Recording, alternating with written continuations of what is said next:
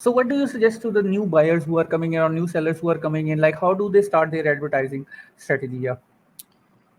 So for our clients, since most of like to have control over my bids and not have Amazon to adjust that bid for me, like because our purpose is to rank on the page, because so we want to be like very uh, cautious So about. personally, why did you start with the mouse traps and stuff like that? Because you could have started Amazon journey with something else. Like most people start with a home improvement or gardening stuff.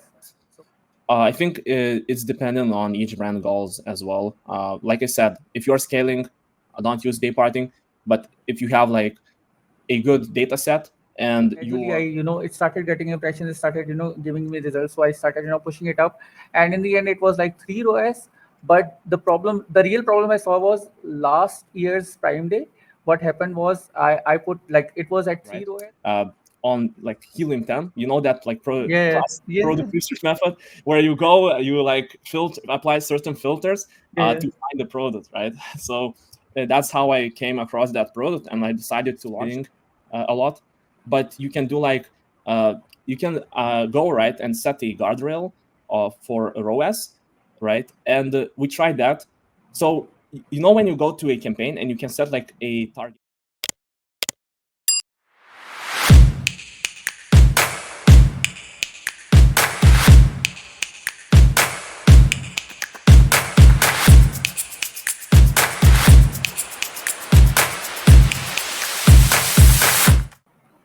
Hi, Nojus. How are you? Hi, Syed. Yeah, I'm doing great. Thanks for having me on the podcast. No, no, the pleasure is all mine. It was really nice to meet you and get started on this. So, would you mind introducing yourself? Yeah, sure. So my name is Nojus, and my background spans from basically starting to sell on Amazon. So the journey really started when I heard about Amazon, how you can like bring on a new product and make a ton of money, right? I was having Yeah. that thought in the mind back then, and it was like this was, I think, in 2021, so like 3 years ago.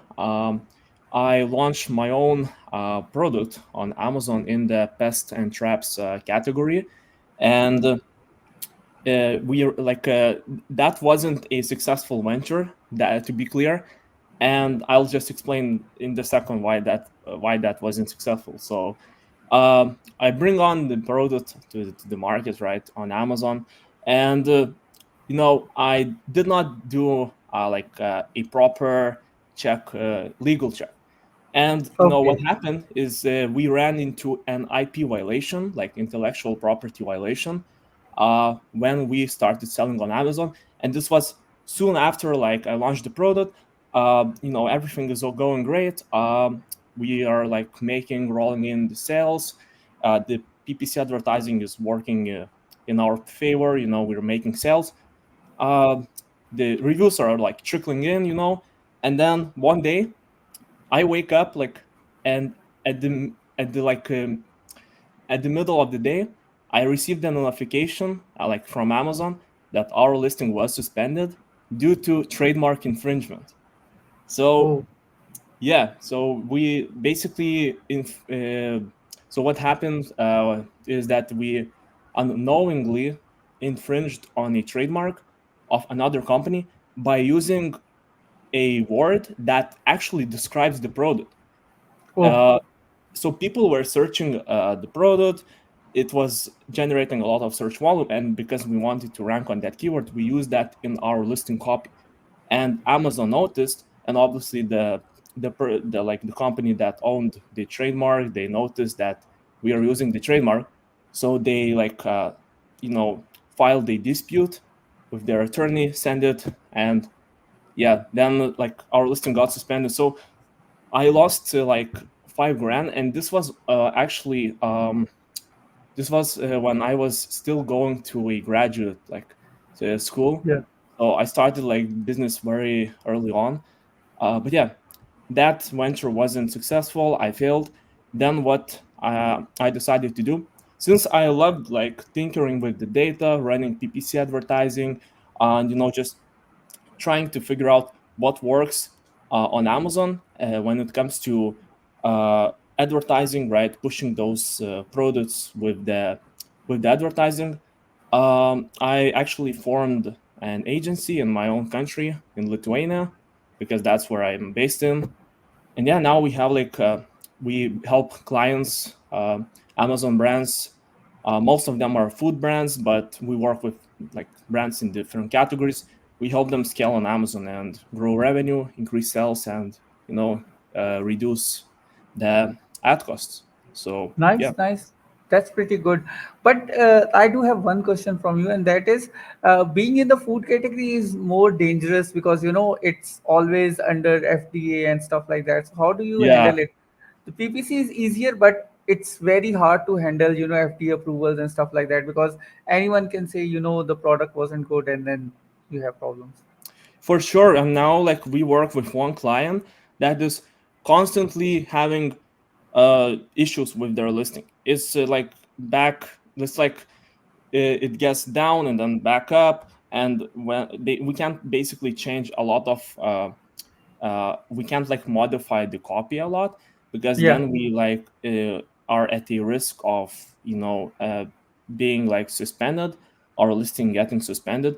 So we try not to mess up with the copy as much to like avoid these issues because it's tough. Amazon is cracking down on, and they are like picking on certain words that like if you use like some kind of word inside your listing copy, they can like take your listing down because it will be flagged as a pharmaceutical Oh, when actually it's like maybe just a nootropic yeah, which yeah, doesn't I have understand. to do like anything with pharmaceuticals. So yeah. Yeah, yeah. So, Nojus, do you have experience in other advertising as well, or just on Amazon? Yeah, I have like but I would not consider my myself like um let's say I like played around with other advertising channels, because before I started my Amazon, like before I like ventured into Amazon world, right, selling on Amazon and running an agency, I had a few like different like businesses, if you can Nice. call them like that. So I tried like running Google ads, like Yeah, Facebook ads, but it wasn't anything like extreme or yeah, crazy. It was just like trying to figure out what works, yeah, experimenting with the advertising strategies, and that was like my experience as far yeah, as yeah. like my experience goes. Makes So sense. So because on Google Ads, what happens is that if you put an exclamation mark, it declines the ad, and then if you do anything else, it declines the ad. Google Ads, they give a lot of ads rejection as well. So yeah, that's what I was thinking. Because if you put in any word like shop now and stuff like that, they actually stop you, and then you have to redo the copy of your ads as well. So Amazon is also getting to that level where it's very hard to keep the copy interesting. Yeah.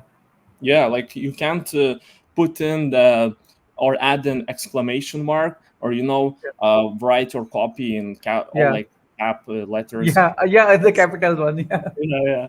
So and let alone like use any uh like prohibited words, and yeah, it's not clear. Like you have a list of prohibited words, yeah, but it's like it's not like finished, it's not yeah, complete, and you can't like really like it's hard to figure out like if like, and you always like you are thinking like if I put this word into my listing, will it get suspended, right? yeah, Especially if you're selling like in a food category where you have to like because your listing can get like flagged uh, yep. for being a pharmaceutical, and Amazon will take down your listing. So it's very, very like tough and hard in this like categories such as food. Uh, so yeah. Yeah, yeah. No, that makes a lot of sense as well. So personally, why did you start with the mousetraps and stuff like that? Because you could have started Amazon journey with something else. Like most people start with a home improvement or gardening stuff. So Yeah. why this one? Because that's very interesting, because not everyone starts with it. So yeah, that's why I'm asking. Yeah, so it's kind of interesting because the reason I started is because I first noticed that there was not a lot of competition in Yeah, that particular niche, because yeah, it was a very small niche, and it was like a new product that wasn't yet like adopted by a lot of people. So I decided to start with selling a mousetrap because I found that product, right, uh, on like Helium 10. You know that like yeah, class yeah, product research method where you go, you like filter apply certain filters yeah, to find the product, right? So that's how I came across that product, and I decided to launch it on Amazon because I noticed that there wasn't a lot of competition, and not like most sellers, they did not have a lot of reviews. And I calculated, okay, I will make a profit if I sell, let's say, this product for like at the price that the other sellers were selling it for. So yeah, I decided to sell it because like everything made sense for me at that time. But what happened is, like, I did not like forecast this to happen, yeah, like an IP violation. Boom, just one day yeah.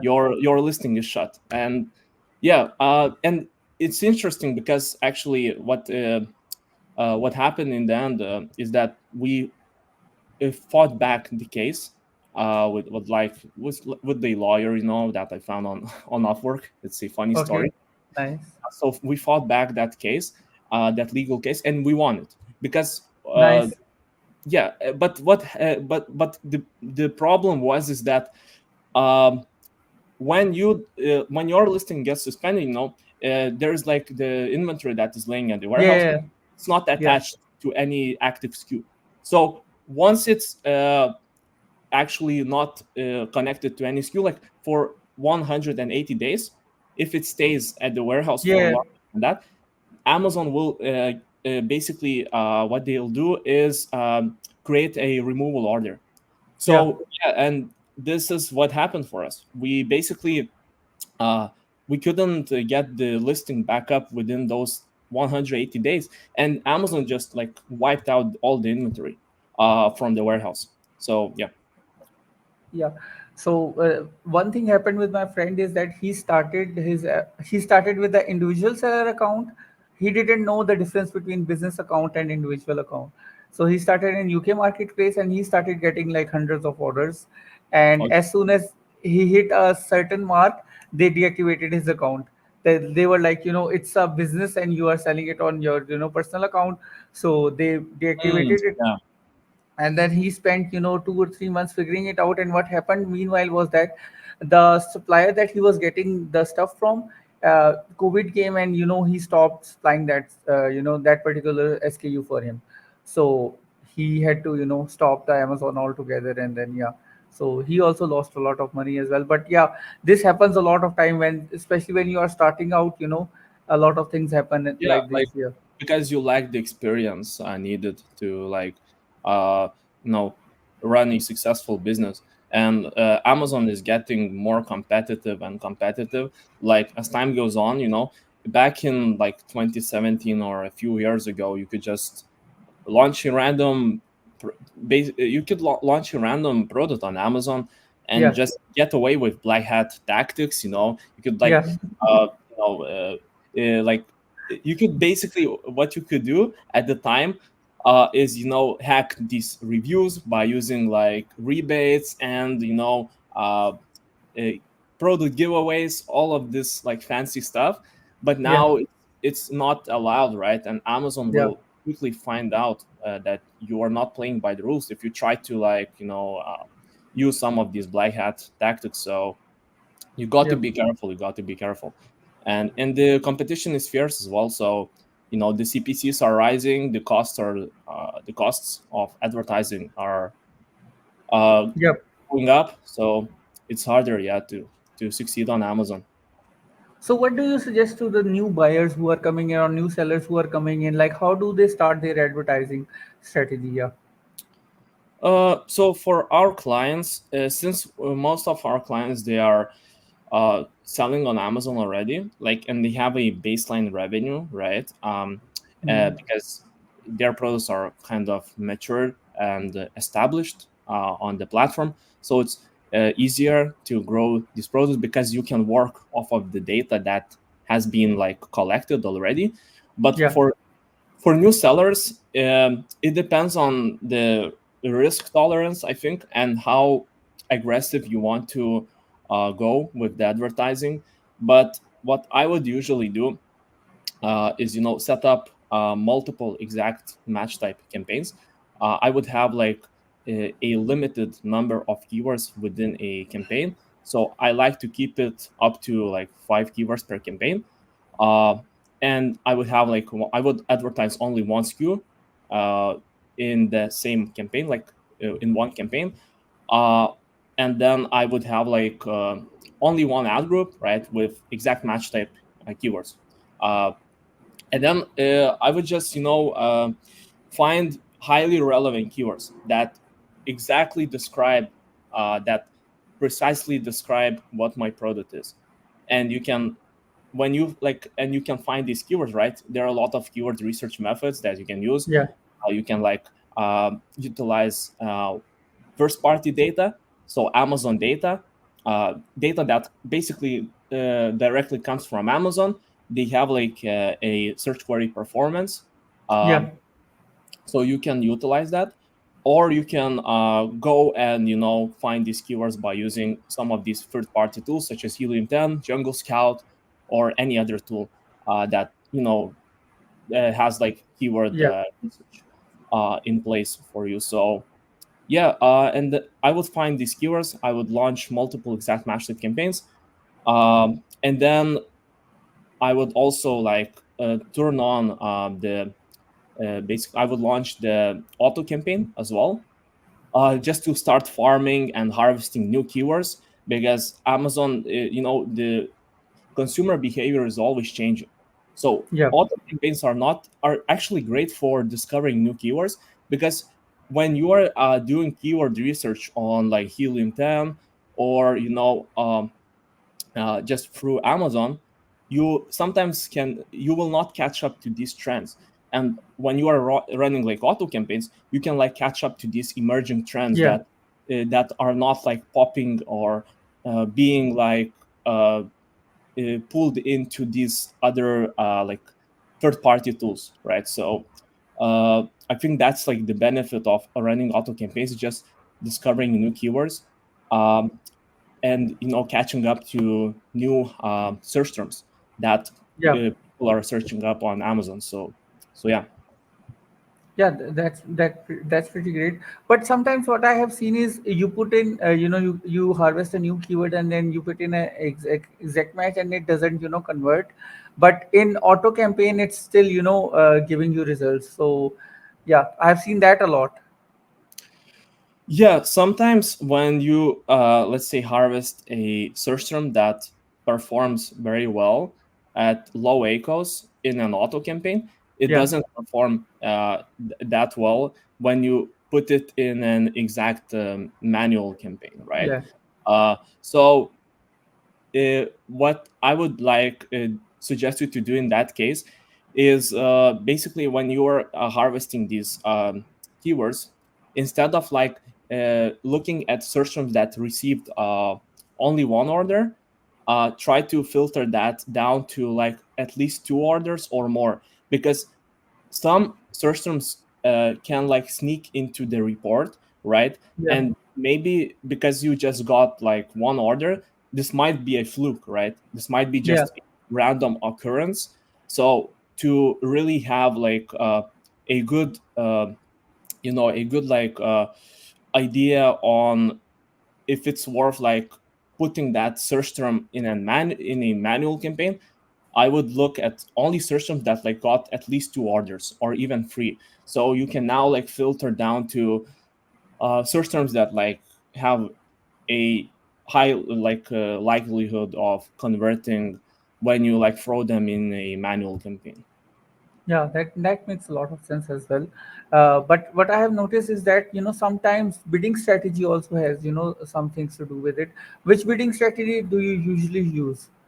Do you like up and down or It's fixed or so down it's only? down only or fixed bids. So I am so my our bidding strategy looks like that. So for ranking campaigns, right? Because ranking is a big thing. It's a big thing in and of itself on Amazon. Yeah, You have like ranking campaigns. So for that, I like to have control over my bids and not have Amazon to adjust that bid for me. Like because our purpose is to rank on the page, because so we want to be like very uh, cautious about how much we are bidding, right? So I have fixed bids for ranking campaigns.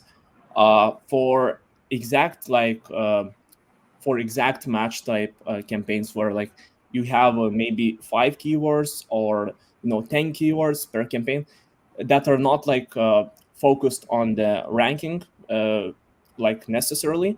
I have like I usually select down only. And then for branded campaigns, so brand defense campaigns, have you heard of that? yeah, yeah. Brand Yeah, defense so for definitely. that I use up and down, because now Yeah, like makes sense. yeah, the like the reason for that is because Yeah, I want to protect my branded traffic, all the loyal customers, at all costs, right? yeah, So I am not concerned about like maybe overspending on these keywords, because the purpose is just to protect the branded traffic, and uh, make sure that we don't lose any loyal customers uh, for our brand. So yeah, this is how like I think this is how I approach bidding on Amazon, like bidding yeah, yeah. strategy. Yeah. So That's pretty good. Have you tried the rule-based bidding? oh, rule-based bidding. I tried, but it didn't work well. Yeah, I guess we haven't experimented with rule-based bidding a lot, but you can do like uh, you can go right and set a guardrail for a ROAS, right? And we tried that.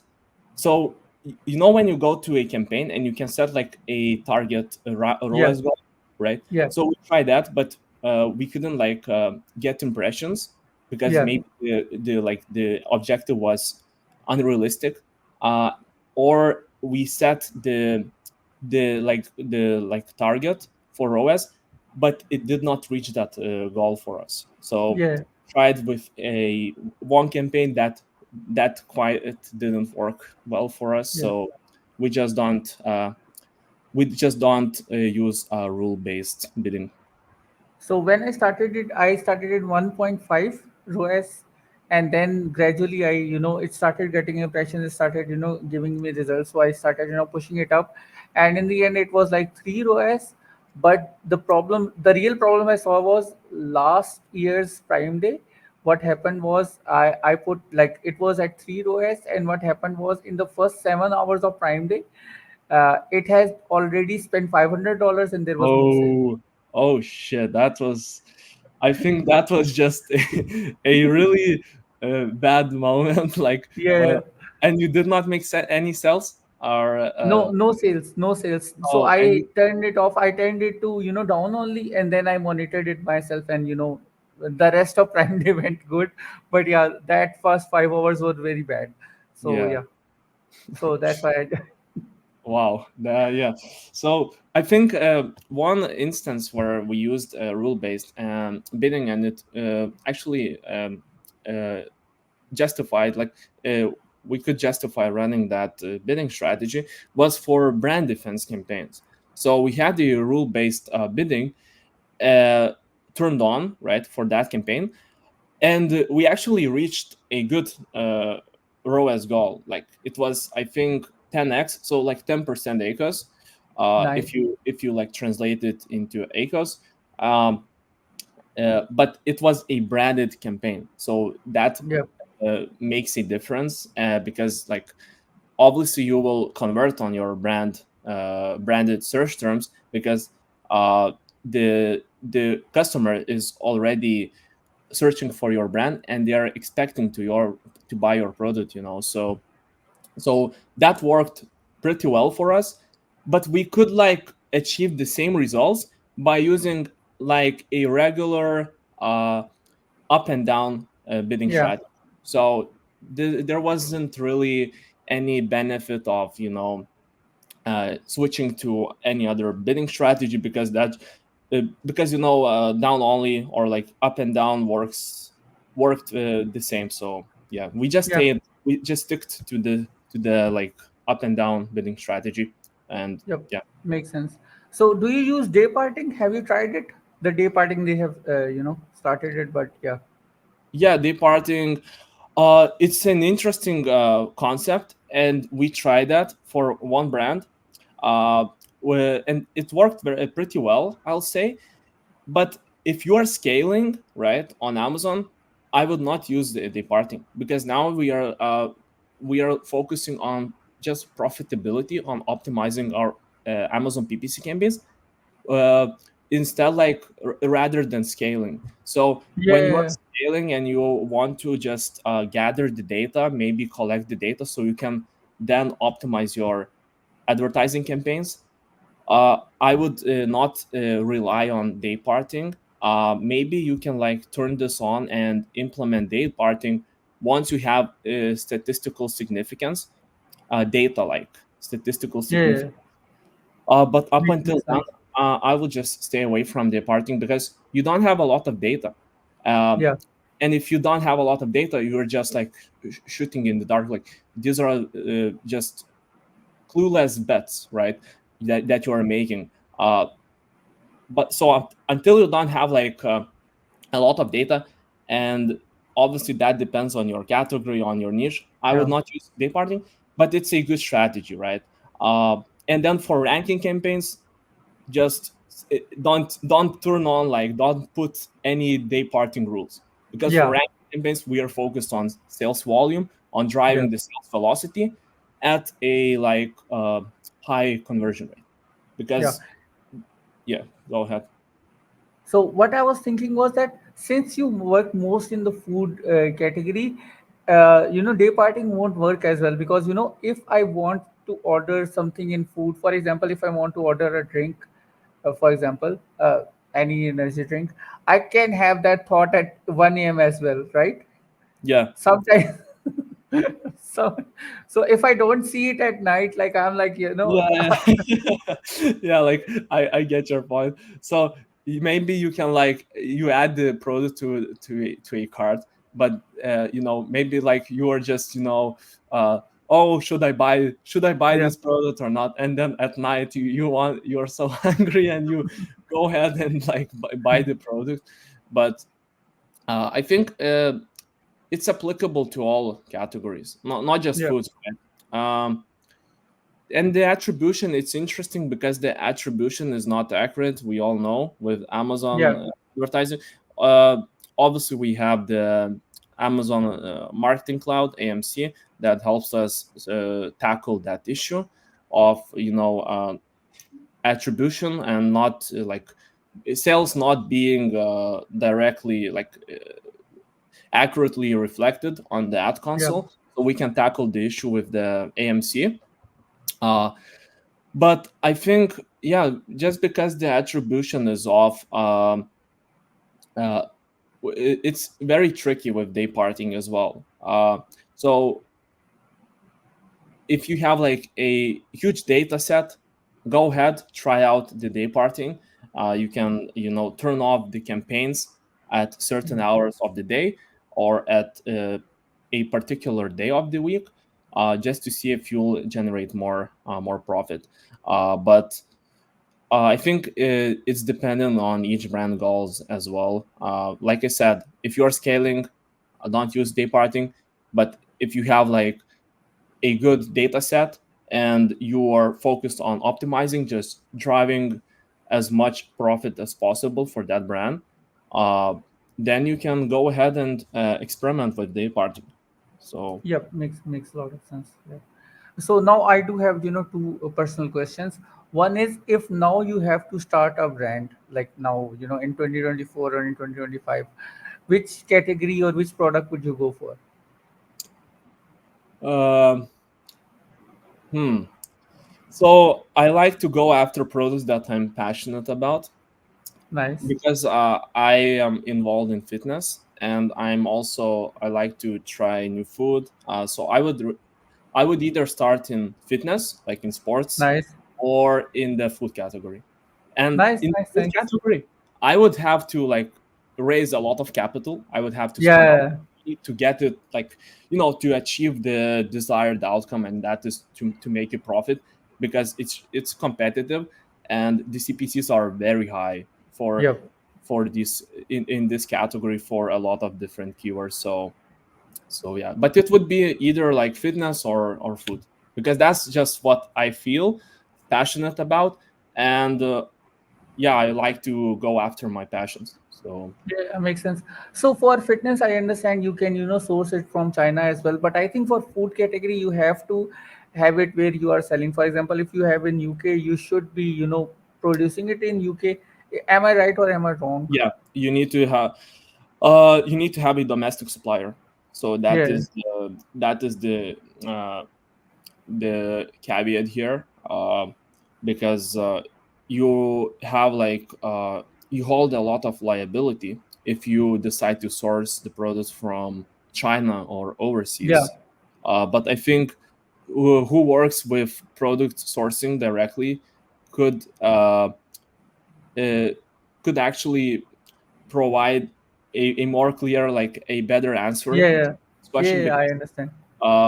but obviously you if you are sourcing like and I think others can attest to that, like people who work in the product development and product sourcing field, they can like agree that you are going to source a product like in your own country from a domestic supplier, right? Because then you don't like bear so much risk. So Yeah, yeah. makes a lot of sense as well.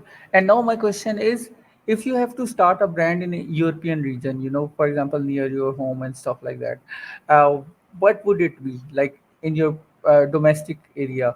Yeah, In my domestic area, so I think I would just I would stick to the same category. nice, nice, nice. I Yeah, think it would be the same category. Uh, yeah, I would not change anything. But I think and the US market is a little bit more competitive. yeah, So I would probably launch maybe in like the Germany or in England market, uh, in the UK like market, but I'm not sure uh, but because there is like less competition, it would be yeah, yeah, easy to get the product off the ground and climb up in the rankings, yeah, uh, yeah, reviews coming in, and just have a good head start on yeah, these smaller markets with a smaller population. So yeah. yeah. Makes sense. Makes sense. But at the same time, Germany paperwork is very hard. Especially on Amazon, you have to do a lot of due diligence on uh, that. you need to be like VAT like Yeah, compliant. yeah, yeah, yeah, yeah. So That's a an lot of stuff there. additional step that you need to take care of. Uh, but I think like it's easy to sort out these issues. Yeah, Uh, you know, but Germany, I haven't worked with a Germany-based brand like to run the advertising and manage the advertising campaigns. Uh, but from what I know, the CPCs are lower yeah, uh, yeah, in Germany than in the US. So yeah. yeah. Yeah, makes a lot of sense. And also, I heard that Ireland is coming in like in I think next month or in quarter four. Ireland, Amazon Ireland. Yeah. So that would Oh, be oh yeah. interesting as well. Yeah, and we have a Poland market. We have the Poland market, uh, and it. I think it was launched not a long time ago. And I'm from Lithuania, so we have like a border with Poland. Uh, Nice. but I would just not launch the product because I don't understand the language and the Yeah. culture. It's hard, and then like uh, recently is one interesting fact. Recently, we onboarded a new client, and they sell like Komodo grills. If you know that, uh, like No, I it's don't know, but yeah, like I'll search it Komodo. up. Yeah, Komodo grills. You can like cook the meat Nice, and like potato meals on that thing. So we onboarded the client in the UAE market. So nice, nice, nice. United Arab Emirates. Yeah, And I wanted to do some research to figure out what are the like search terms that we could run the advertising on, and try to rank on. And Amazon, like, they lack this first party data for some reason, yeah, because the yeah, market is not that big. So, yeah, and we tried to use third party tools as well, and Helium 10 didn't show us like all the search terms. I think it was just a yeah, very it was very limited. So yeah, maybe that is one challenge when it comes to launching a product in these smaller markets. yeah, uh, yeah. That makes a lot of sense. but you can definitely like make a lot of money and launch a successful brand. uh, I think that would be just one of those challenges if you're launching in these smaller markets. So yeah. Yeah, yeah, makes a lot of sense. I actually live in UAE as well, so I know the grills as well. So yeah, Okay. those grills are very important. But yeah, there are a lot of other platforms as well. There is Noon and other, and also they also don't have the data as well. So you are just blindly, doing stuff Yeah, there. yeah, like you are blindly, like you said, you are blindly like using this data. You are Yeah, not sure if it's accurate, if you can rely on this data. uh, and there's just this one challenge that we need to face. So uh, I think the way to realize what are the search terms uh, that you are going to convert on is to just run an auto campaign then, because yeah, Amazon will show you which search terms yeah, work well for your yeah, product and where you are like converting on. So I think the auto campaign would be the way to go. yeah, but yeah. but Makes but makes a yeah. lot of sense. So usually we do it for 30 minutes. So time is up for the podcast. Thank you so much for coming on the podcast. It really means a lot. Do you have any closing remarks? Yeah, I think just for somebody, since this one, I think this podcast is just dedicated to someone who is starting out and Yeah, wants to, have a successful, a thriving business on Amazon.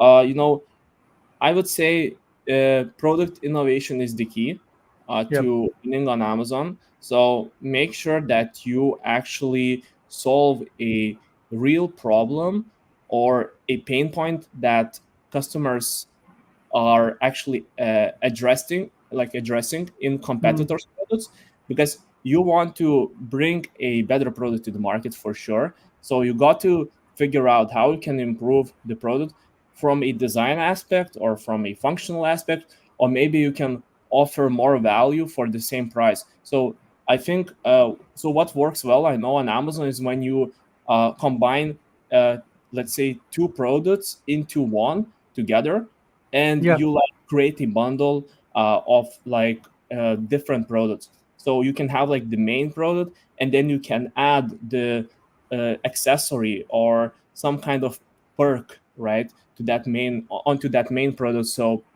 uh, you can now like, once you have this like unique offer, when you have like a unique offer, you can justify charging a higher price, and then your profit margins will also like follow yeah, in the same direction. They'll just go up. So uh, yeah, I think that would be one tip for you. And just try and then choose like a relatively uh, low competition niche where there are not a lot of competition with like thousands of reviews. So it will be easier for you to break into the market and rank on the page and start generating those sales. So I think this would be my tips on how to start a successful brand on Amazon for somebody who wants to maybe just start on Amazon, and see how it goes. Yeah, makes a lot of sense. Thank you so much for coming on the podcast. Bye. Yeah, thank you, Syed, and yeah, thank you for having me. It was really nice to share the knowledge and my insights on Amazon. So thank Yeah. you for having me. It was really exciting.